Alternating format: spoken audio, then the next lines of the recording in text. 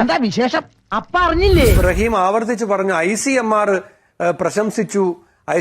പ്രശംസിച്ച report. ആ റഹീമിന്റെ കയ്യിൽ report ഉണ്ടോ എന്ന് എനിക്കറിയില്ല. എന്തോ കുത്തി പറയുന്ന പോലെ എനിക്ക് ഫീൽ ചെയ്യുന്നുണ്ട് കേട്ടോ.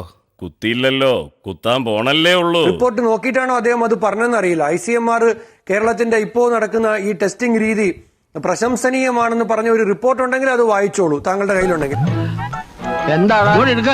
എന്റെ കയ്യിൽ draft report of central multidisciplinary team to Kerala, ആ റിപ്പോർട്ടാണ് എന്റെ കയ്യിലുള്ളത്. പുതിയ പാരയായിരിക്കും. കേന്ദ്ര സംഘം ഡോക്ടർ സുർജിത് സിംഗിന്റെ നേതൃത്വത്തിൽ കേരളത്തിലെ 14 ജില്ല സന്ദർശിച്ച് ആരോഗ്യ വകുപ്പിലെ ഉദ്യോഗസ്ഥന്മാരെ കൂടെ കൂട്ടി സംസ്ഥാന ആരോഗ്യ വകുപ്പ് കൊടുത്ത ഡേറ്റയുടെ അടിസ്ഥാനത്തിൽ ഞാനൊരു സത്യം പറഞ്ഞ് വിശ്വസിക്കൂ. എനിക്കത് ഓർമ്മയില്ല. അവര് കേന്ദ്ര ഗവൺമെന്റിനും സംസ്ഥാന ഗവൺമെന്റിനും കൊടുത്ത ഡേറ്റയിൽ വളരെ കൃത്യമായി അവർ പറയുന്നുണ്ട്. എന്താ പറയുന്നത്? എനിക്കൊന്നും അറിയാൻ മേലടോ, എന്റെ തല ചുറ്റുന്നു. The contact tracing is low with a case contact ratio of 1:1.5. എന്നു മാത്രമല്ല, ഈ RT-PCR ആന്റിജന്റെയും ടെസ്റ്റിന്റെ അന്തരം ഞാൻ പറഞ്ഞല്ലോ, ഇന്ന് നിങ്ങൾ പരിശോധിക്കൂ. റഹീം പറയുകയാണ് ഇവിടെ RT-PCR ടെസ്റ്റിനുള്ള സൗകര്യങ്ങൾ ഉണ്ടെന്ന്. ഇല്ല റഹീം, ഇവന്റെ ഒരു കാര്യം നീഞ്ഞു വന്നേ. ദൈവത്തെ ഓർത്ത് ചതിക്കരുത്. പിന്നെ റഹീം അതിനെ ന്യായീകരിക്കാൻ പറഞ്ഞത് എന്താണെന്നറിയോ? ആന്റിജൻ നെഗറ്റീവ് ആകുന്നത് ഫാൾസ് നെഗറ്റീവ് ഉണ്ടാകും. ഫാൾസ് നെഗറ്റീവ് ഉണ്ടായ ആളുകൾ രോഗവ്യാപനത്തിന് കാരണമാകും. അപ്പൊ ഫാൾസ് നെഗറ്റീവ് ആയ ആളുകളെ മുഴുവൻ RT-PCR ചെയ്യിക്കുന്നു എന്നുള്ളതാണ്. റഹീമിന്റെ നാട്ടിൽ പോയി ഇത് പറയാൻ പറ്റുമോ? ആന്റിജൻ നെഗറ്റീവ് ആകുന്ന ആളുകളെ കൊണ്ട് RT-PCR ചെയ്യിക്കുന്നത് സർക്കാർ ഉത്തരവിറക്കിയിരുന്നു. അത് എവിടെയെങ്കിലും പാലിക്കുന്നുണ്ടോ? അതിനൊരു സംവിധാനം ഗവൺമെന്റ് ഒരുക്കിയിട്ടുണ്ടോ? ഇതൊന്നും അങ്ങനെ വിടാൻ പാടില്ല. ഇവിടെ ഇതിന്റെ അപ്പുറം നടക്കുന്നത്. പിന്നെ അദ്ദേഹം പറഞ്ഞൊരു ന്യായം എന്താണ്? ഇതിന് സമയം കൂടുതൽ എടുക്കുമെന്നാണ്. അതിന് മറ്റ് സംസ്ഥാനങ്ങൾ വഴി കണ്ടെത്തിയിട്ടുണ്ട്. തമിഴ്നാട് എന്താ ചെയ്തത്? തീർന്നിട്ടില്ല, ബാക്കി വന്നിട്ട് തരുന്നുണ്ട്. ആദ്യമൊക്കെ ഒരു ദിവസം കഴിഞ്ഞാണ് RT-PCR റിസൾട്ട് വരുന്നതെങ്കിൽ ഇപ്പൊ 4 മണിക്കൂർ കൊണ്ട് റിസൾട്ട് കിട്ടുന്ന മെഷീനുണ്ട്, ഉപകരണമുണ്ട്. ആ ഉപകരണം വ്യാപകമായി അവർ വാങ്ങി. രാഘവൻ പറഞ്ഞത് വാസ്തവം. നിങ്ങൾ ആലോചിക്കണം, അവിടെ 2000 കേസ് ഡിറ്റക്ട് ചെയ്ത ദിവസം 1.5 ലക്ഷം RT-PCR ടെസ്റ്റ് തമിഴ്നാട് നടത്തി. എന്നാൽ ഇവിടെയോ? ഇവിടെ നമ്മൾ 30,000 കേസ് ഡിറ്റക്ട് ചെയ്യുമ്പോൾ പോലും ഈ ടെസ്റ്റിംഗ് സാമ്പിളിങ്ങിന്റെ ക്വാളിറ്റിയെ സംബന്ധിച്ച് ആ ക്വാളിറ്റി തെറ്റാണെന്ന് ICMR എന്ന് താങ്കൾ പറയുന്നതല്ലാതെ എടുത്തു വായിക്കാൻ റിപ്പോർട്ട് താങ്കളുടെ കയ്യിലില്ല.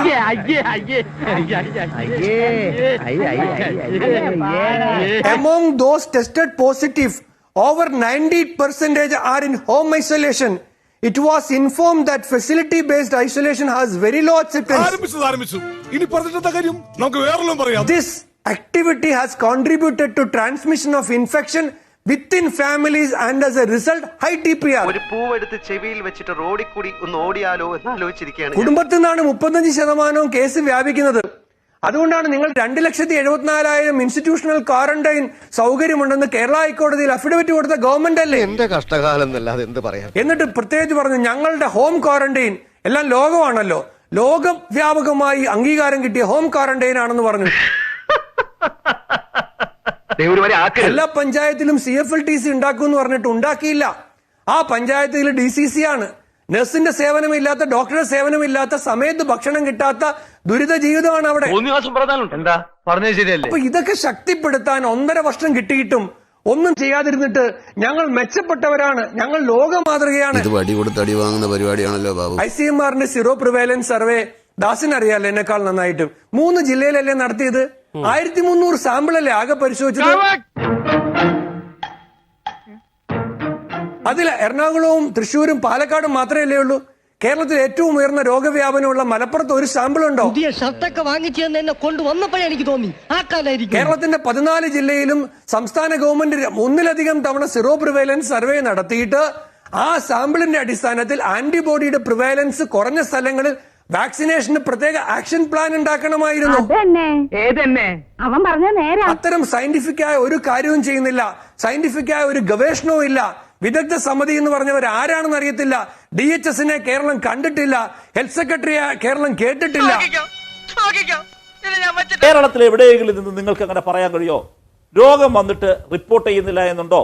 പോട്ടെ, രോഗം വരുന്നവർക്ക് ചികിത്സ നിഷേധിക്കപ്പെടുന്നു എന്നൊരു അഭിപ്രായം നിങ്ങൾക്കുണ്ടോ? ഒരുപാട് കള്ളങ്ങൾ കൊണ്ട് പുതിയൊരു വിശദീകരണം ഇനി ഇവിടെ നമ്മുടെ ചികിത്സാ സൗകര്യങ്ങളിൽ അപര്യാപ്തതയുണ്ട് എന്ന അഭിപ്രായമുണ്ടോ? ഓക്സിജൻ കിട്ടുന്നില്ല എന്നുള്ള അഭിപ്രായമുണ്ടോ? അതാണ് ഞാൻ പറഞ്ഞത്, മുറ്റത്തെ കിണർ നടപ്പില്ല. മുറ്റത്തെ കിണറിനൊന്ന് നിങ്ങൾ മനസ്സിലാക്കേണ്ടത് നമ്മൾ ഈ സംസാരിക്കുന്നതെല്ലാം ഈ വിഷയത്തിലെ രോഗത്തെ കൈകാര്യം ചെയ്ത കാര്യങ്ങളെ കുറിച്ച് മാത്രമാണ്. ഈ കേരളത്തിൽ വ്യത്യസ്ത വിഭാഗങ്ങളിൽ എല്ലാ ഇവിടെ ക്ഷേമ പെൻഷനുകളുണ്ട്. ഞങ്ങൾ പോകാതെ ഇരിക്കടോ, സുനാമി ഭൂകമ്പൊക്കെ വന്നിട്ട് നമ്മൾ പിടിച്ചിരിക്കുന്നില്ലേ? ഒരു ക്ഷേമനിധിയുടെയും ഭാഗമല്ലാതിരിക്കുന്നവർക്ക് കൃത്യമായൊരു തുക സർക്കാർ കൊടുത്തു. തള്ളി ഇവിടം വരെ കൊണ്ടുവന്നില്ലേ? ഇനി തള്ളല്ലേ, താങ്ങും. എല്ലാ വീടുകളിലും ഭക്ഷണം മുടങ്ങാതിരിക്കാനുള്ള സൗകര്യങ്ങൾ ചെയ്തു. ഇത്രയും കാലമായിട്ട് ഈ നീർക്കൊലിക്ക് ഒരു ഇംപ്രൂവ്മെന്റ്സ് ഉണ്ടായി. സാമൂഹ്യ അടുക്കളകൾ റൺ ചെയ്തു. ചുമ്മാ ഇരിയടേ. ഞാൻ റഹീമിനെ വെല്ലുവിളിക്കുന്നു. ഇതിൽ കോവിഡ് അനന്തര ചികിത്സയ്ക്ക് സർക്കാർ ആശുപത്രിയിൽ പണം കൊടുക്കണമെന്നുള്ള റേറ്റാണ്. Category ward 750, HDU 1250, ICU 1500, ICU വിത്ത് വെന്റിലേറ്റർ 2000. ഞാൻ അസംബന്ധം പറഞ്ഞു എന്നൊരു കടുത്ത വാക്ക് താങ്കൾ ഉപയോഗിച്ചു. ഞാൻ പറയുന്നതിന് താങ്കളെ ഞാൻ വെല്ലുവിളിക്കുകയാണ്. ഈ ഉത്തരവ് തെറ്റാണെന്ന് തെളിയിക്കാമോ? കമ്മിറ്റി മീറ്റിംഗിൽ ഈ പ്രശ്നം ഞാൻ ഉന്നയിക്കും. അയ്യോ, അത്രയ്ക്കൊന്നും വേണ്ട. അസംബന്ധമാണെന്ന് ഞാൻ പറഞ്ഞത് അങ്ങ് ആദ്യം മുതൽ അവസാനം വരെ പറഞ്ഞതിന്റെ മഹാഭൂരിപക്ഷവും അസംബന്ധവും അസത്യവുമായിരുന്നു. ആ വാദഗതി ഞാൻ ഉറപ്പിച്ചു നൽകുന്നു. എന്തിന്റെ അസുഖമാണ്? രാവിലെ ഇന്ന് ഗോതമ്പ് ദോശ കുത്തുന്നു. തലയ്ക്ക് സുഖമില്ലാണ്ടായ എന്താ ചെയ്യുക? ഉദ്യോഗസ്ഥന്മാർക്ക് വ്യക്തത തെളിച്ചു പറ വക്കീലേ, പ്രഷർ കൂടും. അല്ലെങ്കിൽ വ്യക്തതയുള്ള ആളുകളെ വേണം തന്ത്രപ്രധാനമായ സ്ഥാനങ്ങളിൽ ഇരുത്താൻ. മന്ത്രിമാർക്ക് കൃത്യമായിട്ട് ഉപദേശം കൊടുക്കാൻ, അവരെ കൊണ്ട് കാര്യങ്ങൾ പറയിപ്പിക്കാനും നിയോഗിക്കണം. ഇവിടെ നിർഭാഗ്യവശാൽ സംഭവിക്കുന്നത് വെച്ചാൽ ഇതൊരു കുത്തഴിഞ്ഞ പുസ്തകമാണ്. ഈ ആരോഗ്യവകുപ്പ് പ്രത്യേകിച്ച്, അല്ലെങ്കിൽ സാമൂഹ്യ സുരക്ഷാ വകുപ്പ് പ്രത്യേകിച്ച് ഉള്ളതോന്നോ അവൻ പിന്നെ കള്ളം പറയും. പണ്ട് മുതലേ നാഥനിലെ കളിയാണ്. എത്ര രൂപ എവിടെ നിന്നൊക്കെ കിട്ടുന്നു, എങ്ങോട്ടൊക്കെ പോകുന്നു, ആരുടെയൊക്കെ കയ്യിൽ പോകുന്നു, ഇത് എന്താവശ്യത്തിന് ചെലവാക്കുന്നു, ഇതിനെ കുറിച്ചൊന്നും ഒരു കാലത്ത് ഒരു വ്യക്തത ഉണ്ടായില്ല. ഇപ്പോഴും ആ സ്ഥിതി തന്നെ തുടരും. അപ്പൊ ഇതിനകത്ത് എന്തോ ചുറ്റിക്കളി ഉണ്ടല്ലോ. എന്ത് ചുറ്റിക്കളി? ഒരു ചുറ്റിക്കളി ഇല്ലല്ലേ? ശരി. മന്ത്രി ചർച്ചയ്ക്ക് വിളിക്കുമ്പോൾ മന്ത്രിക്ക് അറിയില്ല ആശമാരാരാണ്.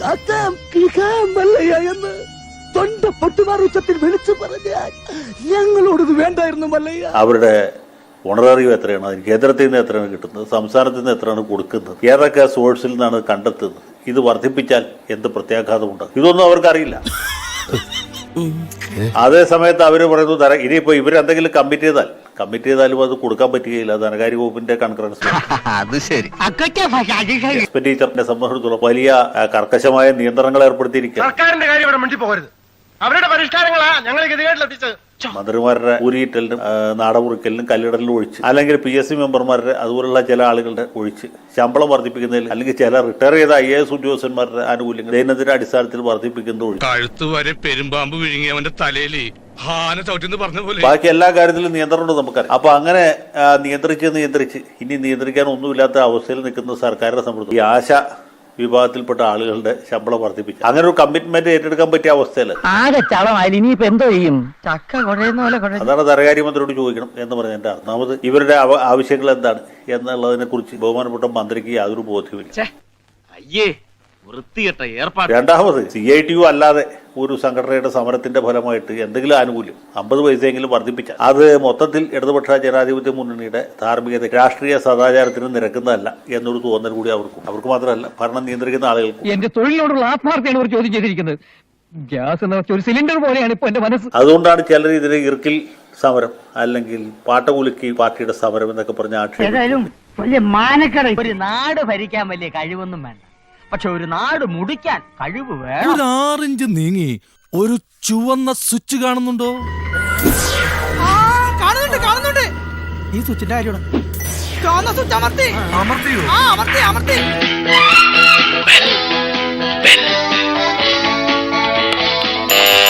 Thank you. ഈ ഉപകാരം മറന്നാലും ഞാൻ മരിക്കില്ല. ഇതൊക്കെ എന്ത്. അപ്പോ നാളെ നേരത്തെ തന്നെ ഇങ്ങോട്ട് എത്തണം കേട്ടോ. ശരി.